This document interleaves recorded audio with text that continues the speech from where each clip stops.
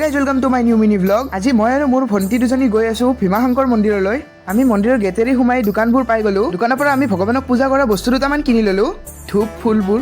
ভাৰতৰ 12টা জ্যোতিৰ্লিংগ মন্দিৰৰ ভিতৰত এই পামুহিৰ ভীমাশংকৰ মন্দিৰটো হৈছে এটা, যিটো ষষ্ঠ স্থানত পৰে। মন্দিৰলৈ আহিলে আপোনালোকে অলপমান উঠি আহিব লাগিব তলৰ পৰা। আহি ফাৰ্ষ্টত আপোনালোকে পাব গণেশ মন্দিৰ। গণেশ মন্দিৰত আমি পূজা কৰি ললো। গণেশ মন্দিৰত পূজা কৰি আমি অলপমান আৰু উঠি যাব লাগিব। ধুনীয়া গছ গছনিবোৰ চাব পাৰে। যাই থাকোঁতে নদী এখনো পাব আপোনালোকে। পুৰা একদম মন্দিৰটোৰ ফিলিংছটোৱে বেলেগ আহি যায়। পুৰা আপোনালোকে যে কেদাৰনাথত যাব, কেদাৰনাথৰ অলপ ভাৱ লাগি যায়।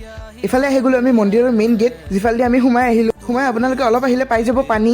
ভণ্টিহঁতে আহি ইয়াতে চাকি ধূপখিনি জ্বলাই দিলে। মই চাকি ধূপখিনি জ্বলাই আগবাঢ়ি গ'লো মেইন মন্দিৰৰ ফালে। সেই যে পানীখিনি দেখিছে শিৱলিংগৰ পৰা পৰি তলৰ ফালে আহিছে। মই পাই গ'লো মেইন মন্দিৰ, এতিয়া পূজা কৰিম। এইটো হৈছে মেইন মন্দিৰ। ইয়াতে আমি এতিয়া গাখীৰ ঢালি পেলাই পূজা কৰিম। মোৰ হৈ গ'ল পূজা কৰা। ইফালে মই অলপ পানীৰ ফালে আহি গ'লো। পানী চাব পাৰি কি ধুনীয়া চাফা। আপোনালোকে আহিব, মন্দিৰটোত ধুনীয়া লাগে। মন্দিৰৰ লোকেশ্যনটো মই ডেছক্ৰিপশ্যনত দি দিম। লগ পাম এটা নতুন ভিডিঅ'ত। বাই।